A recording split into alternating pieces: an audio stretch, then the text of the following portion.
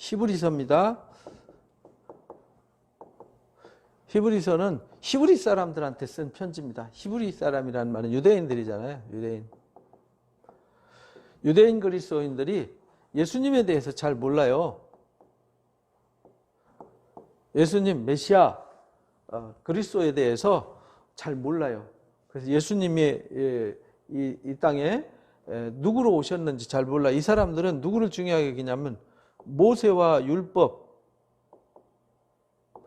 제사, 제도 이런 걸 중요하게 여기고 이들은 천사를 중요하게 여기죠. 그 다음에 선지자 이런 것만 중시해요. 근데 예수님이 이제 하나님의 아들이잖아요. 하나님의 아들이 등장했는데 하나님의 아들이 누구냐에 대한 정의가 이제 명확하게 안 내려져 있어요. 그래서 이 히브리서에는 그 얘기를 쓴 거예요.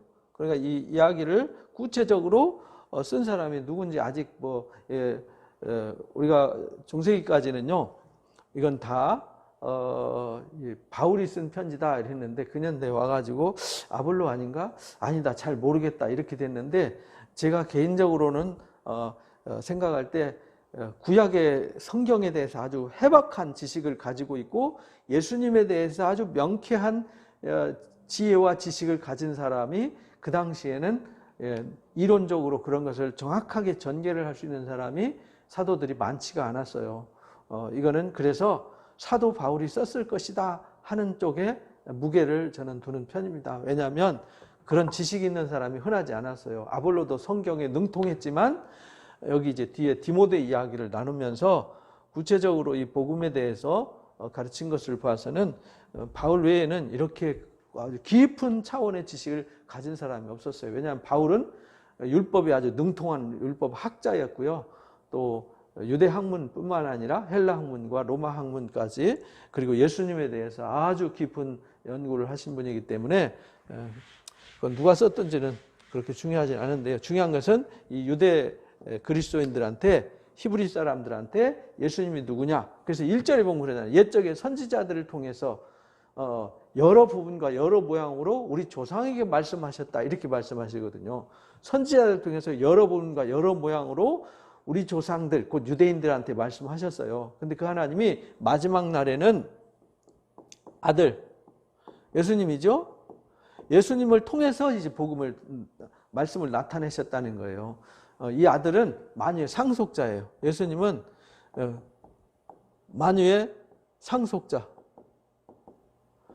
이걸 명쾌하게 이제 답을 제시했어요. 그리고 이분이 창조자예요.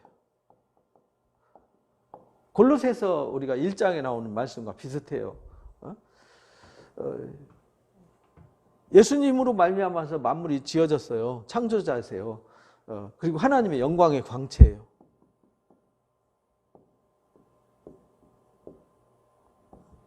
영광의 광채, 하나님의 본체의 형상이에요.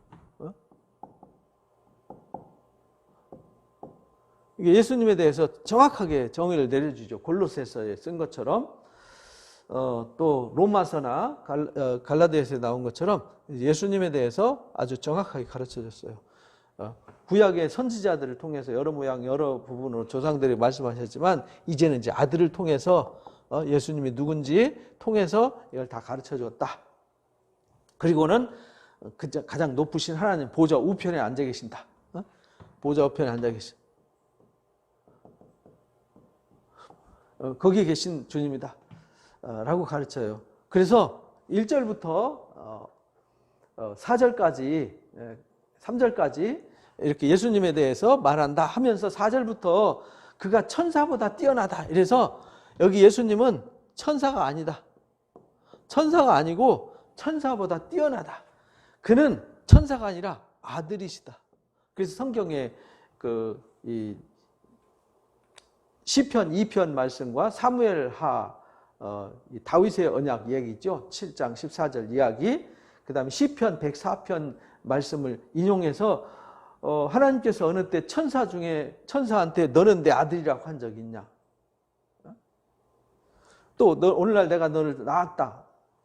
다시 나는 그에게 아버지가 되고 그는 내 아들이 되리라고 했다. 한 구약 성경의 말씀을 인용해 가지고요. 천사는 아들이 아니고 그냥 불꽃으로 삼으셔서 구원 얻을 후사들을 섬기라고 보냈지, 예수님은 천사가 아니다. 그러니까 천사보다 우월하시고 만유의 상속자이시고 영광의 광채이시고 하나님 본체의 형상이시고 하나님 보좌 우편에 앉아 계신 하나님의 아들이시다. 그러니까 아예 천사하고 비교하지 마, 이런 말이거든요. 이게 1장 얘기예요. 그 다음에 2장 얘기는 이어서 얘기하는 거예요. 그러므로 예수님이 아들이 하신 말씀, 이 아들이 하신 말씀을 잘 유념해서 새겨 들어서 흘려 떠내버리면 안 된다는 거예요. 왜? 이 천사한테 한 말도 반드시 보응을 하셨잖아요. 천사한테 한 말씀도, 이 천사를 통해서 하신 말씀도 반드시 이루어져서 능력이 나타났는데 이 아들을 통해서 하신 말씀은 얼마나 더 대단하겠냐, 그런 말이에요. 이게 이제 2장 이야기입니다. 그러니까 예수님이 천사보다 우월하다는 거죠. 그런데 아들이 천사보다 잠깐 못하게 되셨어요. 천사보다 잠깐. 그래서 육체를 짓고 우리 가운데 오셨잖아요. 우리와 혈과 육을 가진 육체를 가지고 이 땅에 오셨어요. 그 천사보다 잠깐 못하게 되신 것은 우리 때문이다. 우리가 혈과 육을 지녔기 때문에, 우리가 혈과 육을 지닌 우리를 대신해서 죄값을 갚으시고 우리의 아픔을 아시고 사망 권세를 깨뜨리고 우리를 죽음의 종노릇하고 죽기를 무서워하는 우리를 그 가운데서 건져내려고 육체를 입고 오신 거다. 잠깐 천사보다 못하게 되신 이유가 거기에 있는 거다. 이걸 가르쳐 주셨어요. 천사보다 못하게 하시며 이제 그 말씀을 이제 시편 45편 말씀과 시편 102편 말씀, 시편 22편 말씀을 인용해 가지고요 가르쳐 주셨어요. 그래서 우리가 혈과 육을 가졌기 때문이다라는 걸 가르쳐 주는 거예요. 이 아들이 그러면 왜 천사보다 못하게 육체를 입고 와서 왜 채찍 맞고 저참하게 십자가 져야 되냐? 그건 우리 때문이다. 혈과 육에 속한 우리를 그 죄와 사망의 권세로부터, 마귀로부터, 죽음의 세력을 잡은 자 마귀를 멸하시고 죽기를 무서워하는, 그래서 한평생 동안 종노릇하는 우리를 놓아주려고 그렇게 한 거다. 이게 2장 얘기예요. 이제 예수님이 누군지 천사보다 우월해요. 그죠? 그 다음에 두 번째는 아까 이제 선지자 얘기했잖아요. 3장 얘기가 뭐냐면, 그러므로 하늘에 부르심을 받은 거룩한 형제들아, 우리의 믿는 도리이시며 사도이시며 대제사장이신 예수님을 깊이 생각하라. 두 번째는요, 천사보다 우월하신 예수님. 첫째는 천사보다 우월하신 예수님. 그러니까 유대인들이 알고 있는, 너희들은 천사가 중요하지, 미가엘 천사, 가브리엘 천사가 나타나면 막 천사 숭배를 했단 말이죠. 아니야, 천사보다 우월하신 분이야. 두 번째는 선지자예요. 선지자 중에 최고의 선지자가 누구냐면 모세였어요. 예수님을 깊이 생각해봐라. 예수님은 자기를 세우신 이에게 신실하셨다. 모세가 하나님의 온 집에 한 것처럼, 하나님의 온 집에 충성됐던 것처럼 예수님도 이 땅에 오셔서 충성됐는데, 모세보다 더 뛰어나고 월등한 이유는 마치 집 지은 자가 집보다 더 존귀함과 같다. 집마다 지은이가 있는데 만물을 지으신 분이 하나님 아니냐? 만물, 곧 이 땅에 사람을 짓고 만물을 지은 것이 하나님 아니냐? 모세는 온 집의 종으로 섬겼다. 모세는 하나님의 집을 지어놔놓고 그 집의 종으로 당신의 자녀들을 돌봤지만, 예수님은 종이 아니라 아들, 곧 주인으로 오셨다. 이렇게 말씀하세요. 그러니까 우리가 이 소망, 그래서 예수님이 주인으로 오셔서 우리가 하나님의 집이 되는 거다. 그러니까 우리가 이 아들에 대한 소망, 이걸 끝까지 굳게 잡아야 된다. 이걸 이제 가르쳐 주셨어요. 근데 사람들이 왜 자꾸 이 율법, 이 종, 율법이잖아요. 율법. 여기 이제 이 소망, 진리, 생명, 길 대신 여기 소망을 둬야 되는데,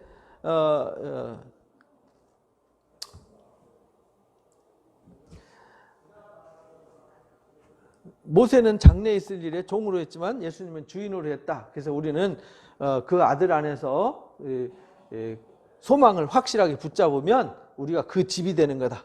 그 집. 그 말은 집 주인이 영원하니까 이 집도 영원한 거잖아요. 내가 주님을 영접하면 영원하신 주님이 이 집의 주인으로 계시기 때문에 종이 아니라 주인으로 계시기 때문에 종은 바뀌는 거잖아요. 계속. 그죠? 그래서 주인은 영원하여 영원한 아들이 되셔서 영원한 소망을 가지면 우리가 이제 영생을 얻게 되는 거죠. 그것이 2장에 말한 죽기를 무서워하면 종노릇하는 우리를 놓아주려 합니다. 이게 놓아주는 이 소망, 이걸 얻게 하려 합니다. 근데 왜 이 선지자들을 통해서 구약 성경의 스토리를 썼냐면 그건 하나의 모델이라는 거예요. 모델. 성령이 말하신 바와 같이 그의 음성을 듣거든 광야에서 시험할 때에 그들이 마음이 완고해져서 40년 동안 하나님의 행사를 보고도 불순종했어요. 그래가지고 그들이 심판을 받았거든요. 그 안식의 땅에 못 들어갔어요. 그래서 오늘날 너희가 마음을 완악하게 하지 말아야 된다. 그래서 13절에 그 유명한 말씀이죠. 3장 13절. 오늘이라 일컫는 동안에 매일 피차 권면해서 너희 중에 누구든지 죄의 유혹으로 완고하게 되지 않도록 해야 된다. 우리가 시작한 것을 끝까지 시작한 거 이 엉뚱한 종을 붙잡지 말고 아들 참된 소망을 꼭 붙잡아라. 그리스도와 함께 그러면은 붙잡으면 그리스도가 주인이 돼서 그리스도의 영광에 같이 참여하게 될 거다. 그러니까 아들의 음성을 듣거든 우리가 광야에서 경록케 하던 것처럼 경록케 돼서 심판받은 사람들처럼 마음이 완악해지지 않도록 해야 된다. 그것이 광야에서 죽은 시체들 그것이 오늘날 우리에게 거울과 증거로 남아있는 거다. 우리 고린도전서 10장에서도 배웠어요. 그들이 하나님의 안식에 들어가지 못한 것은 믿지 않았기 때문이다 하면서 4장에 이제 이어서 설명해요. 그러니까 1장, 2장은 아들과 천사에 대해서, 3장, 4장은 선지자와 아들에 대해서 이렇게 비교해 주시는 거예요. 그러므로 두려워해야 된다. 우리가 안식에 들어갈 약속이 남아있지만 혹 이르지 못할 자가 있다. 그 안식이 여호수아 때 안식을 주었더라면 또 다른 안식을 말씀하지 않았을 텐데 그때 안식이 이루어지지 않았기 때문에 또 다른 안식이 남아있는 거다. 그런데 그들이 안식에 왜 못 들어갔냐? 순종치 않았기 때문이다. 마음이 완악해졌기 때문이다. 라는 것을 가르쳐요. 그러니까 오늘 우리가 시편 말씀을 인용해 가지고요. 그 안식에 들어가지 못한 이유는 시편 95편에 보면 모세의 시가 나오잖아요. 거기에 이제 나와요. 거기에 이제 그들이 하나님의 안식에 들어가지 못한 이유를 설명했는데 그걸 인용해서 설명해요. 그러니까 우리도 그런 본에 빠지지 말고 모든 것이 그리스도 앞에 다 발거벗긴 것처럼 다 드러나요. 그러므로 우리에게 하나님께 나아갈 수 있는 여기 선지자 그 다음에 대제사장 얘기가 나오잖아요. 그러면서 슬쩍 여기다가 뭘 쓰냐면 제사장 이야기를 써요. 우리는 안식에 들어가기를 힘써야 된다. 왜? 순종해야 된다. 하나님의 말씀은 살아있고 운동력이 있다라는 것을 가르쳐 주세요. 우리의 마음과 생각과 뜻을 다 찔러 쪼개고 벌거벗은 것 같이 우리의 모든 것을 다 들춰내요. 말씀이. 그러니까 말씀을 우리는 듣고 순종하는 게 중요해요. 완악해지면 안 돼요. 그러므로 우리에게 그 말씀으로 우리를 이끌어서 우리를 하나님 앞에 이끌어가는 인도자, 대제사장이 우리에게 있다. 이렇게 말해요. 승천하신 아들 곧 예수님이 우리의 대제사장이다. 그러니까 우리는 믿는 도리를 굳게 붙잡아야 된다. 우리에게 영원한 대제사장이 우리에게 있다. 그러니까 우리가 우리의 연약함을 예수님 오셔서 십자가 지시고 우리 똑같이 성경을 읽고 오셔서 고난을 당하셨기 때문에 우리를 능히 도우실 수 있는 분이라는 것을 가르쳐 주시면서 그는 시험은 받았지만 죄는 전혀 없는 대제사장이다. 그러면서 4장 16절 마지막에 중요한 말씀을 하셨어요. 그러므로 우리는 긍휼하심을 받고 때를 따라 돕는 은혜를 얻기 위해서 은혜의 보좌 앞에 담대히 나아가야 된다. 그래서 우리가 이 아들 앞에 나아가서 은혜를 받아야 되는 거죠. 은혜의 보좌 앞에 담대히 나아가야 된다. 왜? 우리가 그 은혜를 힘입지 않고는 하나님 앞에 나갈 수가 없거든요. 그래서 이제 세 번째 가르치는 게 뭐냐면 이 대제사장에 대해서 가르쳐 주는 거예요. 그게 5장부터 10장까지 얘기해요. 5장부터 10장까지 나오는 성막 이야기입니다. 그래서 5장에 보니까 대제사장마다 사람 가운데 택한 자가 대제사장이 되는 거다. 하나님께 속한 일에 사람 위해서 예물과 속죄하는 제사를 드렸거든요. 왜냐하면 이 땅에 제사장을 세운 이유는 미혹된 자가 능히 용납할 수 있는 것은 자기도 연약에 쌓여 있기 때문이다. 그러므로 백성을 위해서 속죄 제사 드린 것 같이 자신도 또한 자신을 위해서 드리는 것이 마땅한 거다. 이 존귀는 스스로 취하는 것이 아니다.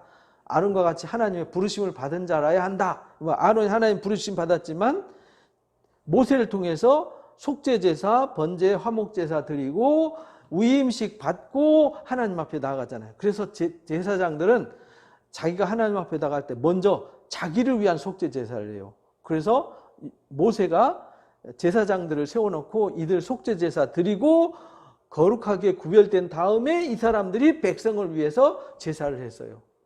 왜? 연약하기 때문에. 연약하기 때문에 자기도 속죄를 해야 돼요. 이같이 예수님도 5절에 보면 그렇게 말해요. 이같이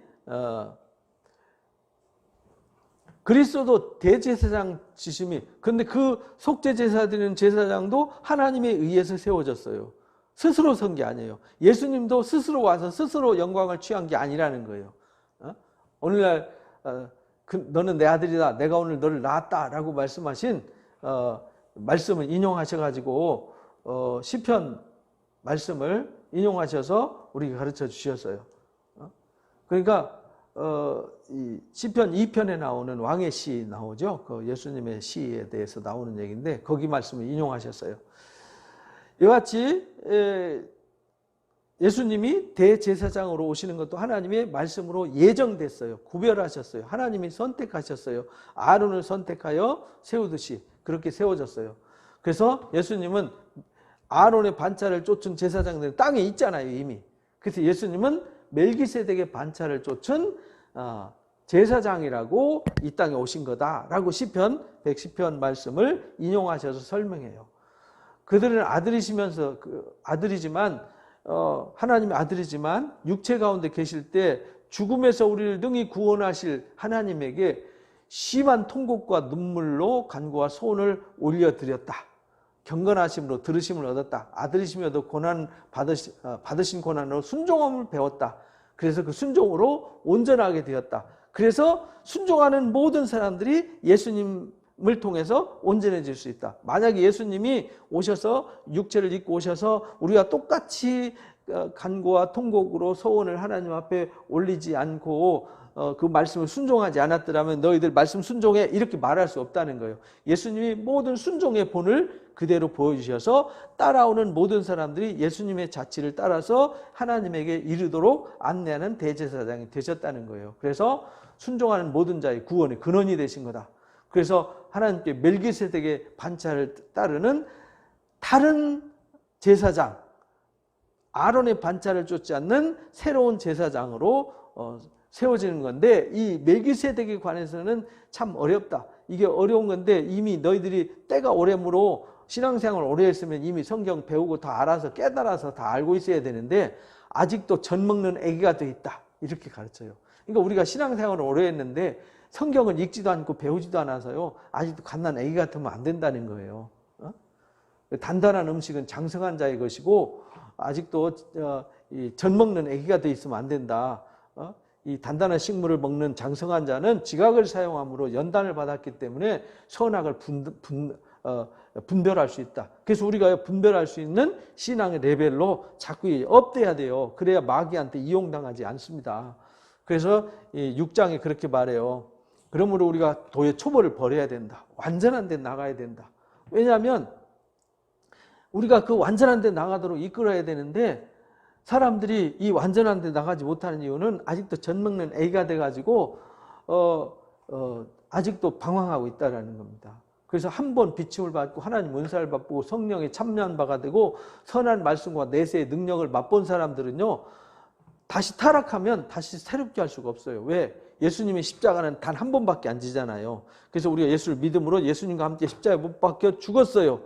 그래서 우리가 새 생명을 얻었는데 우리가 또다시 죄 짓고 타락해서 세상에 돌아가면 다시 돌아올 길이 없어요. 왜?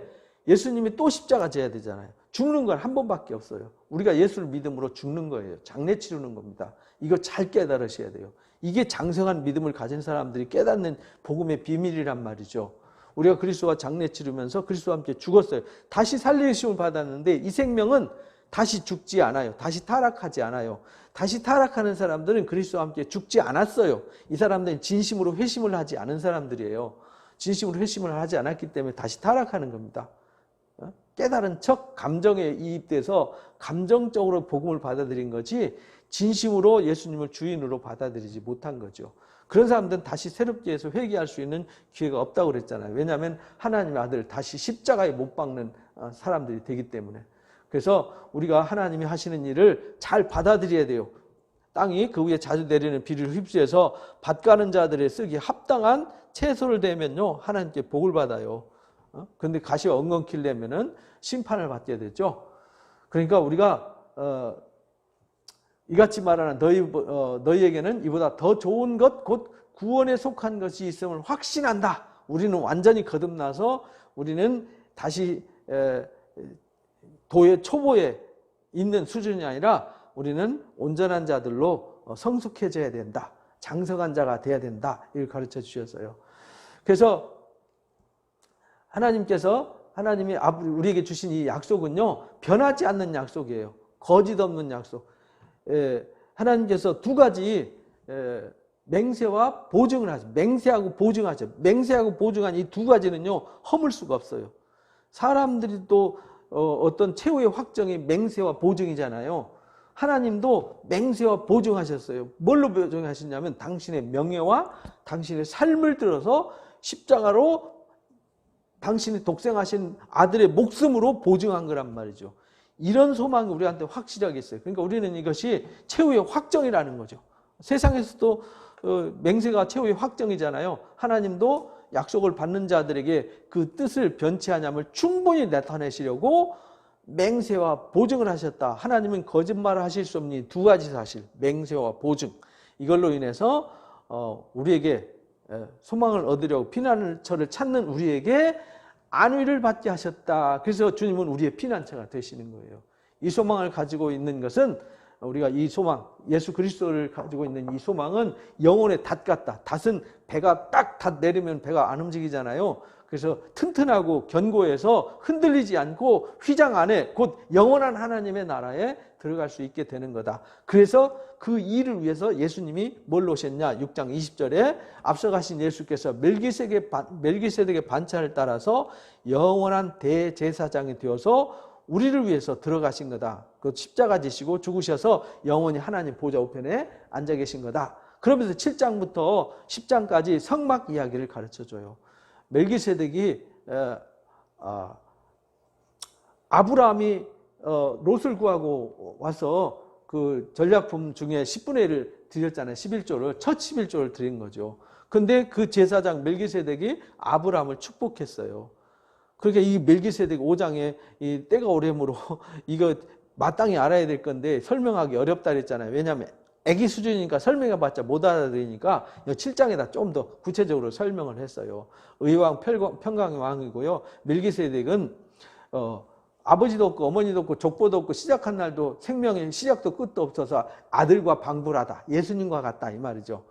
아들과 방불한 그런 닮아서 항상 제사장으로 있다 이렇게 말해요. 자고로 레위의 허리에서 나온 레위 지파 레위의 이제 아들 아므람의 아들이 모세와 아론이잖아요. 레위의 손자 모세와 아론의 반차를 쫓은 사람들이 대대로 제사장이 되는데 레위는 아브라함이 이 축복을 받을 때 이미 태어나지도 않았다.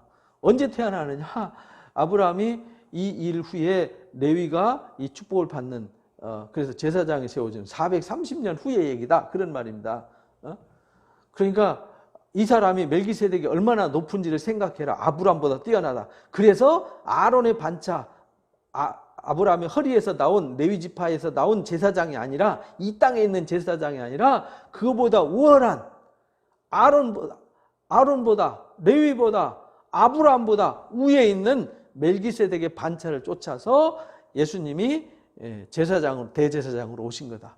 그래서 그는 아론에게 속하지 않고 레위 지파에 속하지 않은 다른 지파에서 탄생한 거다. 그래서 유다 지파에서 탄생한 거다라는 것을 가르쳐 주셨어요.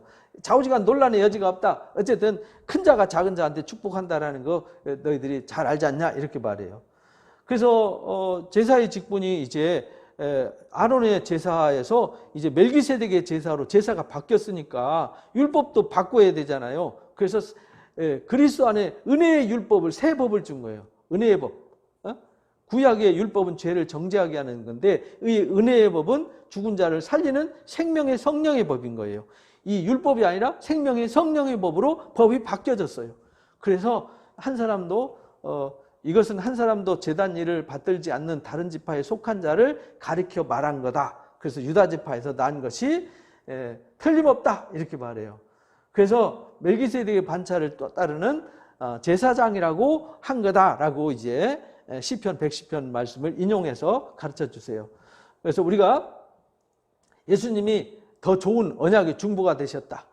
이 땅에 제사장들이 숫자가 많은 이유는 7장 23절에 제사장들이 숫자가 많은 이유는 이들이 죽으면 다른 사람이 또 제사장, 죽으면 또 다른 제사장이 되고, 또 죽으면 또 손자가 이제 제사장이 되잖아요. 그런데 예수님은 한 번 제사장이 되셔서 죽으셨다가 3일 만에 살아나셔서 단번에 성소에 들어가셨기 때문에 영원히 살아계신 거예요. 영원한 제사장이 되는 거죠. 그래서 예수님이 용서하면은 모든 죄가 영원히 용서가 되는 거예요. 대제사장이 용서했는데 이 사람이 죽잖아요. 다른 사람이 또 제사장이 되면 또 이 사람이 자기를 위해서 속죄해야 되고 백성의 죄를 또 속죄하고 두 번 속죄해야 되는데, 예수님은 단번에 자신을 들여 속죄했기 때문에 다시 속죄할 필요가 없다라는 겁니다.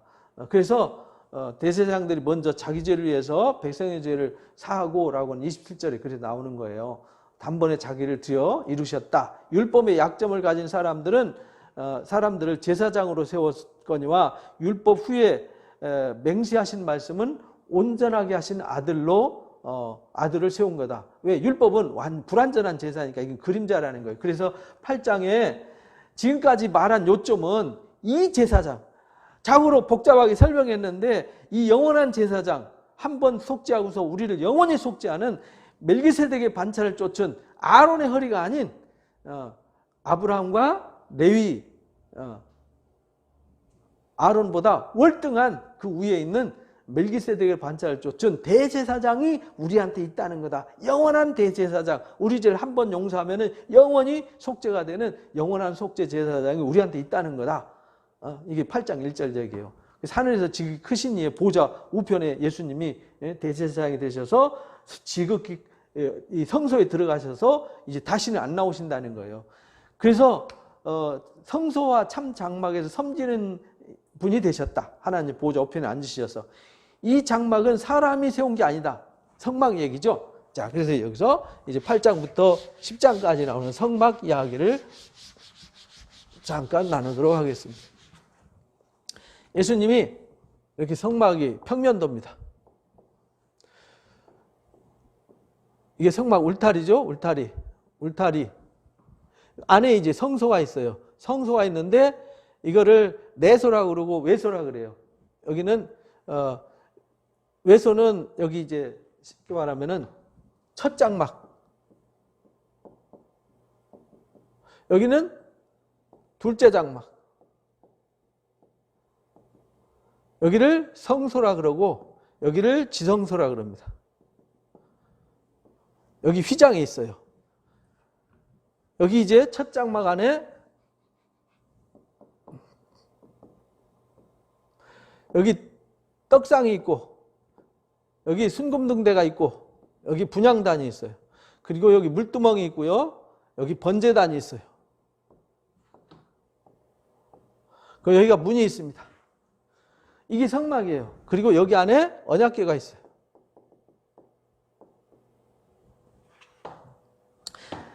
백성이 죄를 지면 양과 염소를 가지고 이쪽으로 들어갑니다. 그러면 이 제단에서 여기 이제 제사장들이 양에게 소에게 죄를 뒤집어 씌워가지고 번제단에서 제사를 드립니다. 제사를 드리면 죽여가지고 가죽 껍데기를 벗기고 똥과 오줌을 오물을 제거한 후에 고기를 여기다 얹어가지고 불살릅니다. 그리고 여기서 씻고 여기 들어가는 문이 있습니다. 성소로 들어가는 문. 여긴 누구만 들어가느냐? 여기서 제사한 사람들 조로 나눠가지고 제사 준비조가 있고 제사하는 조가 있고 분향하는 조가 있어요. 여기서 씻고 분향하는 조가 여기 들어가서 여기 제단의 불로 떡이 아니라 순금 등대에 불을 비춥니다. 그리고 이 떡은 안식일마다 새 떡으로 바꿔요. 그리고 이 불로 분향단에 불을 붙여서 향을 피웁니다. 그리고 여기는 대제사장이 1년에 한 번만 들어가요. 1년에 한 번만 이 언약궤에 있는 데로 들어가요. 그러니까 대제사장은 하나죠. 하나. 이 언약의 궤가 있는 지성소로 들어가는 거는 대제사장이 1년에 한 번밖에 없어요. 근데 이게 곧 누구냐면 예수님이라는 거예요. 예수님의 역할과 사역이라는 거죠. 예수님이 문이에요. 예수님이 울타리예요. 예수님이 우리의 번제물, 속죄물, 화목제물 되시고 예수님이 우리와 물과 피를 쏟으셔서 우리를 정결케 하세요. 예수님이 우리의 떡이에요. 예수님이 우리를 하나님께 나아가는 진리의 등불이세요. 예수님이 우리의 중보자이세요. 분향단에서 중보, 기도, 향을 올려드리니까. 그리고 예수님이 대제사장이 되셔서 이 지성소에 들어가세요. 그러면 들어가셔서 다른 제사장들은 나오잖아요. 나오면 다시 들어갈 때 또 속죄 제사 드려야 돼요. 근데 예수님은 한 번 들어가시고 휘장을 찢으셨어요. 이제 휘장이 닫힌 휘장이 아니라 찢어졌어요. 이제 누구든지 예수 그리스도 이름으로 아무나 들어갈 수 있도록. 그래서 예수님 십자가 지실 때 휘장이 위로부터 아래까지 쭉 찢어진 게 요거 휘장이에요. 그리고 예수님이 들어가셔서 영원히 안 나오세요. 지성소에. 그래서 이 지성소가 하나님 보좌 우편으로 설명하는 거예요. 그래서 언약궤 위를 씌운 자, 하나님의 보좌라 그러잖아요. 하나님 앉으신 자리. 그래서 하나님이 보좌 우편에 올라가셔서 보좌 우편에서 영원토록 안 나오세요. 그러니까 예수님은 한 번 제사함으로 끝나는 거죠. 두 번 제사할 필요가 없는 거죠. 영원한 제사를 드리셨어요. 근데 이 제도, 이 성막 설계도를 주신 것이 사람이 꾸며서 만든 게 아니라 시내산에서 하나님이 모세에게 설계도를 주셔서 만든 거예요. 이게 그래서 성막이 곧 뭐냐? 말씀이에요. 성막이 곧 말씀입니다. 이 장막은 2절에 주께서 세우신 것이요 사람이 세운 게 아니다. 대제사장도 예물 드림을 위해서 세운 자다. 뭔가 드릴 게 있어야 된다. 그래서 이 제사장들은 양과 염소를 드렸잖아요. 근데 예수님도 양과 염소를 드려야 되는데 완전한 제사를 드리기 위해서 자신을 제물로 드렸어요. 그래서 예수님은 자신이 양이었어요. 어린 양, 속죄물이 되시고 번제물이 되고 화목제물이 되셨어요. 그래서 예수님이 우리의 떡이 되시고 예수님이 우리의 자신을 희생해서 비추는 등불이세요. 예수님 중보자가 되셨다는 겁니다. 그래서 이 전체가 다 예수님을 설명하는 거예요. 예수님의 역할과 기능을 설명하는 것이 성막이고 성전이에요. 그런데 성막 성전이 이제는 필요 없어졌어요. 예수님이 부활하심으로. 그래서 예루살렘 성전이 필요 없어진 겁니다. 그래서 교회가 예배당을 성전이라고 말하면 큰 오류를 만드는 거예요. 허물어진 성전을 다시 세우면 예수님이 십자가를 능멸하는 것이 되잖아요. 그래서 예배당은 성전이 되면 안 돼요. 예배당은 그냥 예배드리는 처소지 이 성전이 될 수가 없어요. 이게 성전이잖아요. 이제 누가 성전이냐? 예수님이 성전이고 예수님이 거하는 우리가 성전이라고 우리가 이제 고린도전서에서 배웠어요. 이 이야기입니다. 그래서 이 섬기는 것은 하늘에 있는 것들의 모형과 그림자다. 이게 모형 5절에 모세가 장막 지을 때 이 하나님이 설계도 보여주셔서 하지 않았느냐. 근데 이 첫 번째 제사가 완전했더라면 둘째 것을 요구하실 필요가 없었다. 새 언약을 주신 거죠. 유다 집에 이 성막과 성전을 통해서 제사하는 게 끝났다면 예수님이 오실 필요가 없었다. 그래서 이 첫 언약은 이 성막이 성막, 성전 이게 첫 언약이에요. 근데 예수님이 친히 성전이 되셨어요. 이게 둘째 언약이에요. 이게 완전했다면 이 속죄 제사 이것이 완전했다면, 이 첫 언약이 완전했다면 예수님이 오실 필요가 없죠. 그래서 둘째 언약이 필요한 것이다 이렇게 가르쳐 주신 거예요.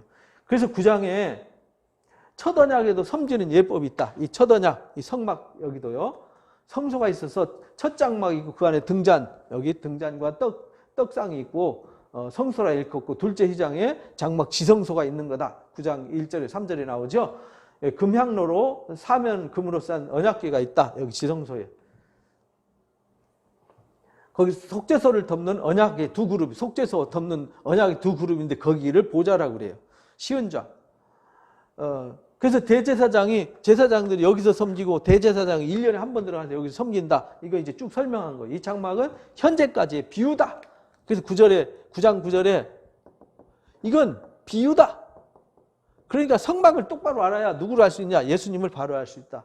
예수님의 역할과 기능은 이 비유의 말씀, 성막 기능, 그 출애굽기 25장부터 레위기 10장까지 이야기를 잘 알아야 돼요. 9장까지, 레위기 9장까지죠. 제사, 첫 제사 드린 것까지. 이것은 출애굽기 25장부터 레위기 9장까지. 이거를 잘 알아야 된다. 이거 모르면 예수님을 모르는 거다. 이렇게 설명해요. 그래서 그리스도도 장래 좋은 일에 대제사장으로 오신 거다. 이 모든 일을 완성시키러, 이 첫 장막, 첫 언약을 완성시키러 오신 분이다. 이때에 짐승과 황소의, 염소와 황소의 피, 암송아지의 피가 이 육체의 죄를 정결케 했는데 우리를 위해서 십자가 지신, 여기는 이제 짐승의 피였잖아요. 여기는 아들의 피, 십자가잖아요. 이 십자가 보혈이 우리를 정결케 못하겠니? 이렇게 말해요. 그래서 유언은 죽은 자가 죽어야만 유언이 효력이 있잖아요. 살아있으면 유언은 효력이 없거든요. 그래서 예수님이 죽으셨잖아요. 다시 살아나셨잖아요. 그래서 첫 언약도 피 없이 세운 게 아니라는 거예요.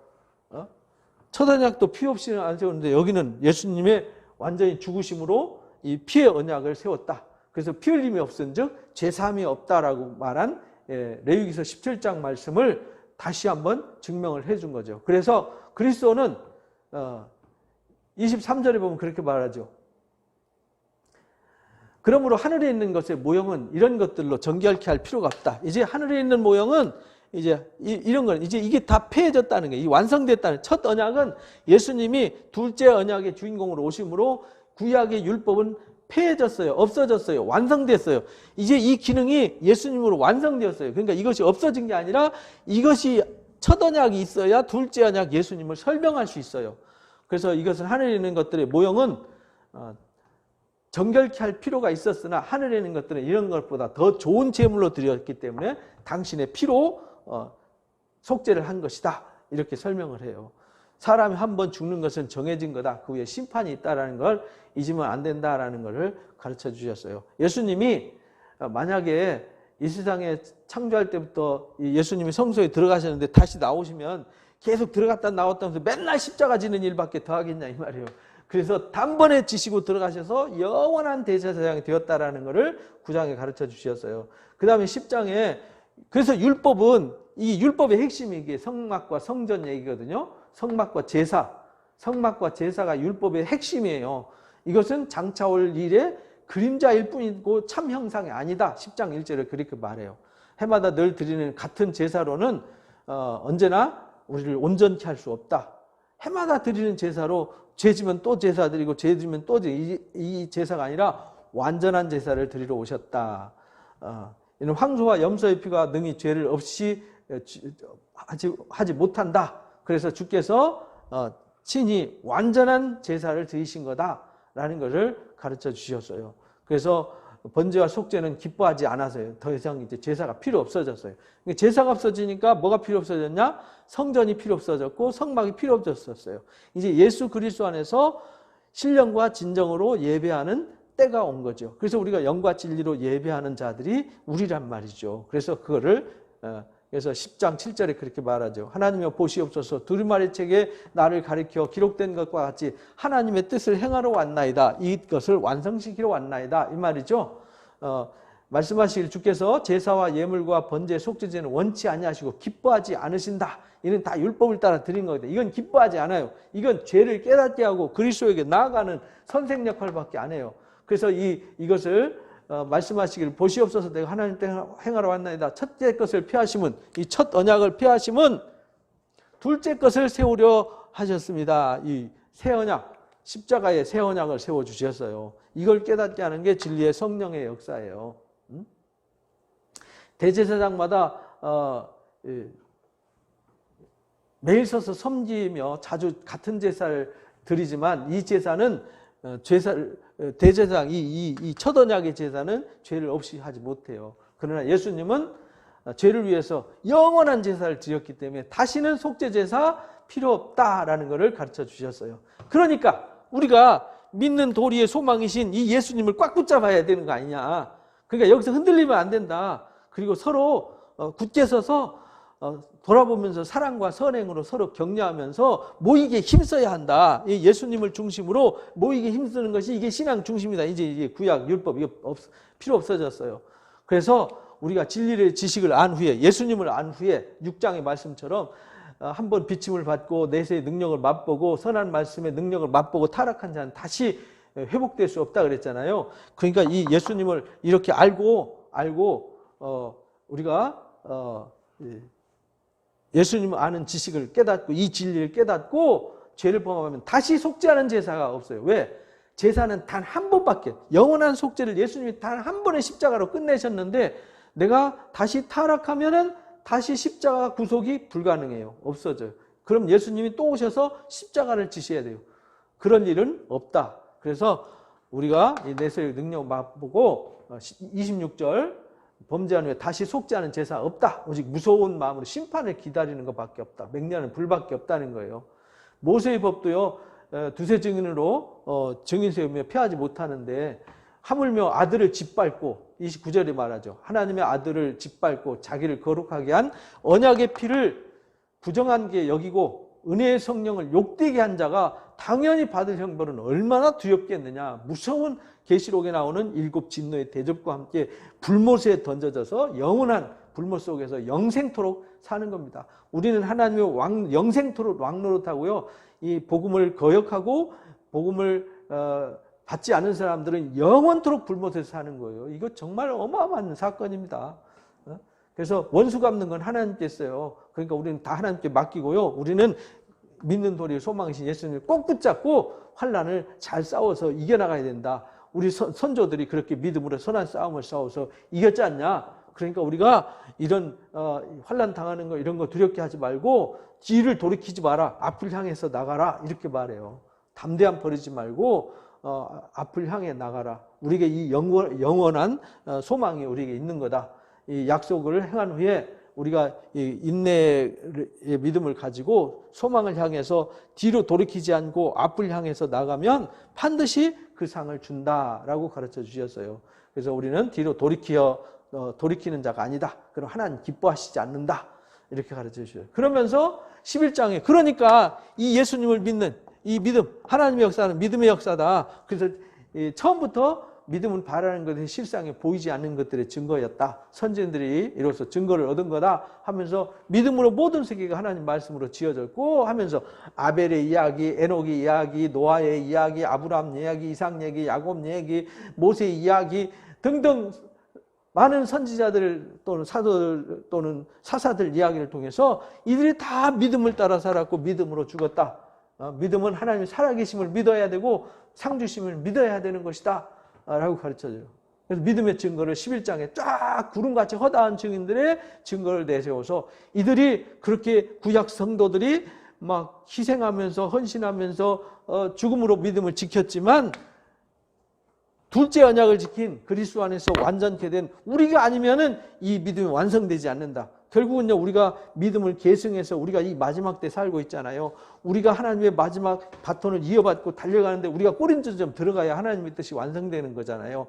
그러니까 우리를 통해서 그동안 섬겼던 사람들의 믿음이 온전케 되는 거다. 그러니 우리는요, 대단히 중요한 역할을 하는 겁니다. 그런 것을 여기서 가르쳐 주셨어요. 그래서 하나님 우리를 위해서 더 좋은 것을 예비하셨으니까 우리가 아니면 그들로 온전함을 이루지 못하게 했다. 그러니까 하나님의 뜻이 우리를 통해서 이루어지는 거죠. 마지막 남아있는 사람들을 통해서 완성시키시는 거예요. 그러니까 우리가 중요한 거죠. 이 마지막 때. 그러면서 12절에 그렇게 말해요. 구름같이 허다한 증인들이 있다. 이렇게 11장에 이렇게 이 예수님이 첫째 언약이 아닌 둘째 언약의 믿음의 증인들이 이렇게 허다하게 많다. 구름같이 많다. 그러니까 얽매기 씌운 죄를 벗어버리고 우리 앞에 당한 경주를 하며 믿음의 주요 온전치 않은 이인 예수님을 바라보자. 이걸 계속 강조하죠. 우리가 피곤하지 하여 낙심하지 않기 위해서 죄인을 이같이 자기의 거역하신 일을 참으신 예수님 그렇게 비난하고 조롱하고 멸시하고 침뱉고 오늘날까지 수천 년 동안 그렇게 욕해도 하나님 길이 참으시잖아요. 우리도 그러니까 참아야죠. 우리는 아직까지 피 흘리기까지는 대항하지 않았잖아요. 그런데 우리가 때로는 꾸지람도 있고 징계도 있고 책망도 있다라는 거예요. 그거는요 아들이기 때문에 주시는 거다. 그러니까 우리는 그걸 잘 받아들이는 자가 돼야 된다. 징계는 당시 받을 때는요 괴롭지요. 그러나 슬퍼 보이지만 연단 받은 자들은 의와 평강의 열매를 맺게 되는 거다. 그래서 우리가 때로는 징계를 당하고 고난을 당하고 이해할 수 없는 환난을 당하더라도 피곤한 손과 연약한 무릎을 일으켜 세우자 이렇게 권고해요. 12장 12절에. 그래서 너희 발 위에서 곧은 길을 만들어서 저는 다리로 하여금 어그러지지 않고 고침을 받게 하라. 이게 우리 신앙생활이란 말이죠. 피곤한 손과 연약한 무릎을 일으켜 세우는 일, 이 절뚝거리는 우리 발을 어그러지지 않고 고침을 받아다 굳게 하는 일. 그래서 우리 화평함과 거룩함을 쫓는 것이 우리가 할 일이다. 그거 없이는 절대 주님을 만날 수 없다라고 가르쳐 주셨어요. 그래서 너희가 하나님 은혜에 이르지 못하는 자가 없도록 해야 된다. 에서의 신앙 봐라. 에서가 한번 실수하니까 더럽혀지니까 한 그릇 식물을 위해서 장자의 명분을 잃어버린 에서가 울면서 회개할 기회를 찾으려고 하지만 얻지 못했다. 그러니까 우리가 섰던 자리는 시내산에서 모세와 이스라엘 백성에게 임했던 그 불과 유황과 불붙는 산과 흑암과 광풍 속에 나타나신 그 하나님이 아니라는 거예요. 우리가 선 곳은 어디냐면 시온산과 하나님의 도성인 하늘의 예루살렘과 천만 천사인 계시록에 나오는 계시록 4장에 나오는 그 영광의 하나님 앞에 우리가 서 있는 거다. 이제 예수 그리스도가 승리하셔서 보좌 우편에 가 계시고 그 보좌 주변에 24장로들이 있고요.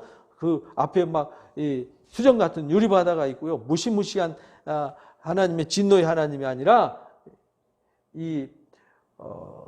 모세에게 나타났던 하나님 진노와 두려움의 하나님이었지만 이제 예수님의 하나님은 어떤 하나님이냐면 정말 영광스러우신 영광의 하나님, 찬송의 하나님이잖아요. 우리는 그 앞에 서 있는 거다. 그러니까 우리가 새 언약의 중보이신 예수님과 아벨의 피보다 더 나은 것을 말하는 뿌린 피다. 예수님의 보배로운 피. 우리가 그 피 앞에 서 있는 거다. 그 보혈 앞에 서 있는 거다. 그때에는 그 소리가 땅을 진동했지만 이제는 약속하이르되 내가 또 한 번 땅을 진동하리라 했는데 이 예수님이 오셔서 땅을 진동케 하시고 택하신 자들 그 영광의 나라를 상속하게 하는 거다. 그러니까 우리는 흔들리지 않은 나라를 상속받은 거다. 예수님으로 말미암아 이 소망을 굳게 붙잡음으로 그러니까 은혜를 받자. 이로 말미암아 경건함과 두려움으로 하나님을 기쁘시게 섬기는 사람이 되자. 12장 28절에 그렇게 말씀하셨어요. 하나님은 소멸하는 불이 된다는 걸 잊지 말아라. 그러면서 마지막 13장이 권면해요. 형제 사랑하길 계속해라. 손님 대접 잘해라. 어려운 사람들 있으면 학대하는 자들, 고통받는 자들을 생각해라. 결혼을 귀하게 여겨라. 돈 사랑하지 마라.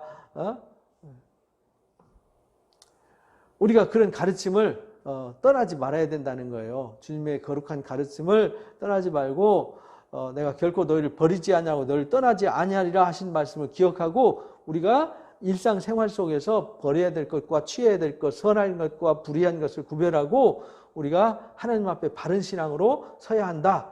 사랑, 대접, 섬김, 그 다음에 가정을 소중하게 여기고 돈 쫓지 말고 쾌락을 쫓지 말고 이런 말이죠. 하나님의 말씀을 너에게 일러주고 우리를 인도하던 자들을 잘 생각해봐라. 성경의 의인들과 선지자들의 모습을 잘 봐라. 그들의 믿음을 본받아야 된다. 이렇게 가르쳐요. 왜? 예수님은 어제나 오늘이나 영원토록 동일할 거다. 요 때는 이렇고 저 때는 저렇고 그렇지 않다는 겁니다. 다른 교훈을 따라가면 안 된다. 다른 교훈은 아무 유익이 없다. 그러니까 예수님을 깊이 생각하고 흔들리지 않는 소망을 굳게 붙잡아라. 이렇게 부탁하셨어요. 그래서 우리에게 제단이 있는데 장막에 섬기는 자들은 제단에서 먹을 고난이 없나니 이는 죄를 위한 짐승의 피는 제 제사장이 가지고 성소로 들어가서 육체는 영문 밖에서 불살랐듯이 우리도 이제 이 땅에서 사는 동안에 예수님의 피로 우리를 거룩하게 하고 영문 밖에 나가서 고난을 당해야 되는 거다. 그러니까 고난이 있다고 그래서 그 피하지 말고 우리가 영구한 도성에 들어가기 위해서 고난도 받아야 되는 것이다 라는 것을 가르쳐 주셨어요. 그러면서 이제 마지막 결론 15절에 그러므로 우리는 예수로 말미암아 항상 찬송의 제사를 하나님께 드리자. 그 이름을 증언하는 입술의 열매가 되어야 한다. 찬송의 제사. 그러니까 우리는요 하나님 앞에 찬송의 제사를 드리는데 그게 뭐냐? 16절에 오직 선을 행함과 나눠주기를 잊지 않는 거다. 하나님은 이 같은 찬송의 제사를 기뻐하신다. 선을 행하고 나눠주기 좋아하는 게 이게 진짜 하나님 기뻐하시는 찬송의 제사래요. 그리고 인도하는 자들에게 순종해라 이렇게 가르쳐 주셨어요. 우리를 위해서 기도해달라라고 하면서 마지막 인사하는 것으로 끝납니다. 그러니까 히브리서를 잘 보면 전부 다 이 뭐냐면 예수님이 누구냐? 천사가 아니다. 예수님은 선지자가 아니다. 그보다 탁월하다. 예수님은 이 땅에 있는 대제사장, 제사장들보다 탁월하신 멜기세덱의 반차를 쫓는 대제사장이다. 이 성막은 누구냐? 곧 예수님이다. 이건 그림자고 모형일 뿐이다. 그래서 우리가 예수님이 성전이고 우리가 성전이다. 그러니까 이 믿는 도리인 예수님 붙잡아야 된다. 이 증거가 확실하게 구름같이 허다한 증인들이 있다. 11장과 12장에서 가르치셨어요. 우리가 어디에 서 있는지 잊지 마라. 우리가 어떤 제사를 드려야 되냐? 예수님처럼 자신을 내어주고 사랑으로 선행을 행하는 찬송의 제사로 나가야 되는 것이다 라는 것을 가르쳐 주셨습니다. 그러니까 우리는 히브리서를 통해서 예수님이 누군지 또 예수 믿는 사람들이 어떻게 살아야 되는지를 알게 하는 소중한 가르침이 있는 진리의 말씀이 담겨져 있습니다. 이 진리를 잘 배우셔서 찬송의 제사로 하나님 앞에 세워지시기를 주님의 이름으로 축복합니다. 감사합니다.